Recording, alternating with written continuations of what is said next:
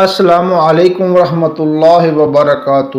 ناظرین، 5 جملے بولنے والی بیوی سیدھا جنت میں جائے گی۔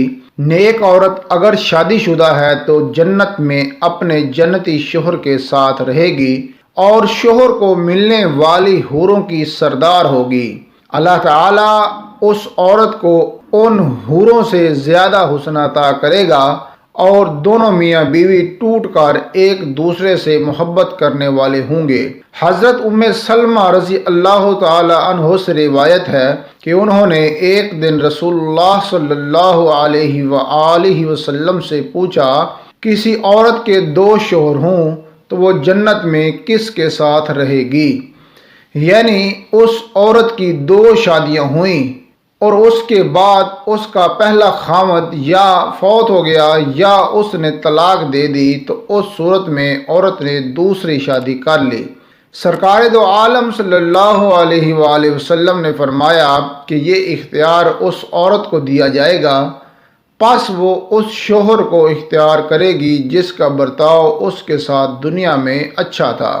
حضرت امام جعفر صادق رضی اللہ تعالی عنہ کے پاس کچھ عورتیں آئیں اور آ کر کہنے لگی، اے نواسہ رسول، کوئی ایسا عمل بھی ہے جس کے کرنے سے مرتے وقت روح آسانی سے نکلے، تکلیف نہ ہو اور زبان پر کلمہ طیبہ جاری ہو جائے اور قبر جنت کے باغوں میں سے ایک باغ بن جائے؟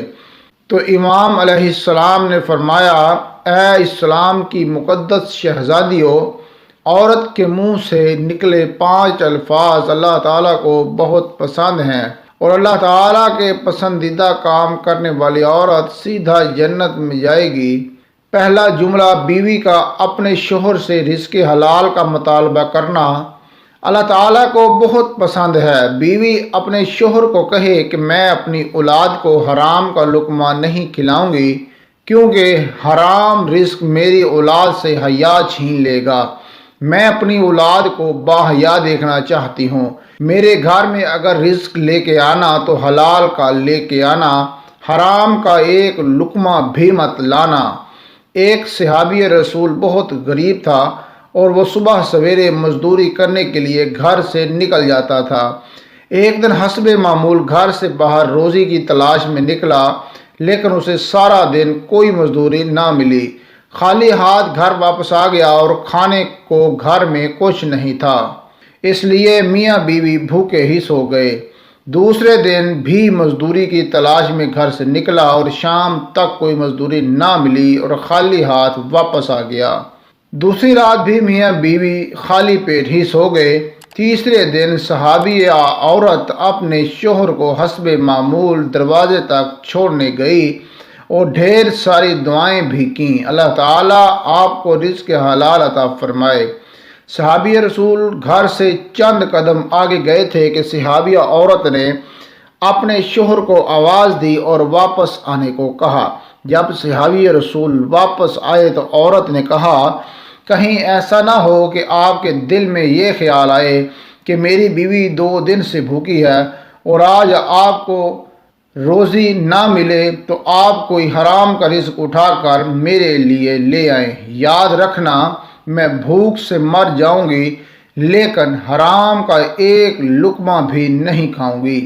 امام جعفر صادق علیہ السلام نے فرمایا، یہی جملہ جو عورت اپنے خاوند کو کہے تو اللہ تعالیٰ اس کی روح آسانی سے قبض فرماتے ہیں اور جنت کی بہاریں اس پر نچھاور کر دیتے ہیں اور قبر کے اندھیرے کو روشنی میں بدل دے گا۔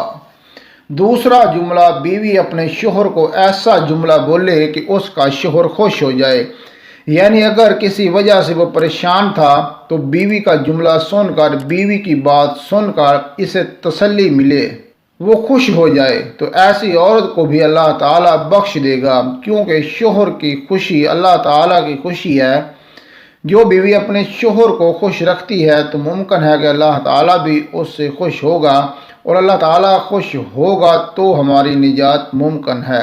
تیسرا جملہ، جو عورت نماز پابندی سے پڑھتی ہے اور سجدے میں جا کر کہتی ہے سبحان ربی الاعلی، یہ جملہ مرد اور عورت دونوں کہتے ہیں، لیکن یہاں عورت کا ذکر اس لیے کیا گیا ہے کہ عورت نے گھر کے کام کاج اور بچوں کی پرورش کو بھی دیکھنا ہوتا ہے۔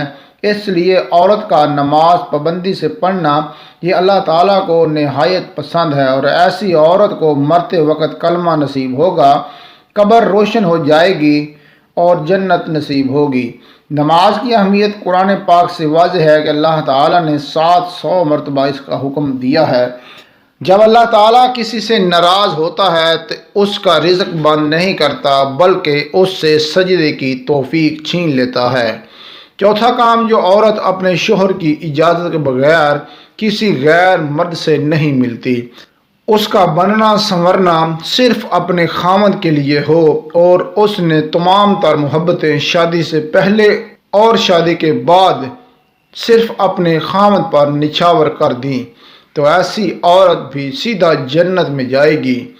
5ویں نمبر پہ جو عورت اپنے شوہر کا سر فخر سے بلند کر دے، یعنی شوہر کو خوش رکھے اور اس کی ہر بات کو مثبت لے، جائز کاموں میں اس کی ہر بات کو مانے اور کسی بات پہ اختلاف نہ کرے، اور ہر طرح کے حالات میں الحمدللہ کہنے والی عورت سیدھا جنت میں جائے گی۔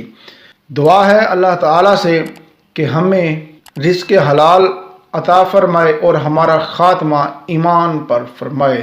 آمین ثم آمین۔